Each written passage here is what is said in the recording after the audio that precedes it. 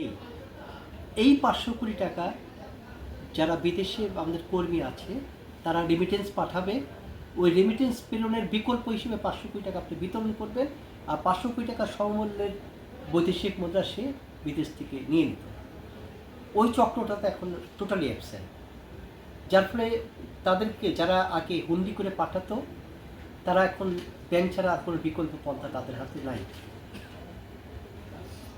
তাদের হাতে আর কোনো বিকল্প পন্থা নেই, যার ফলে তাদেরকে ব্যাংকিং চ্যানেলে পাঠাতে হচ্ছে। দ্যাট ইজ হুন্ডি চক্রের মানে অ্যাবসেন্স এইটা বের করে আমাদের ফরেন রেমিটেন্স পাঠাতে একটা সরাসরি ভূমিকা রাখতেছে। তারপরে এই এক বছরে বেশ কিছু কর্মী বিদেশে গিয়েছে নতুন করে, যার এটাও একটা রেমিটেন্স প্রেরণের অন্যতম কারণ। নতুন করে যারা যাচ্ছে তারা কেউই ব্যাংকিং চ্যানেল ছাড়া টাকা পাঠাচ্ছে, হুন্ডি বন্ধ হওয়াতে অনেক আছে।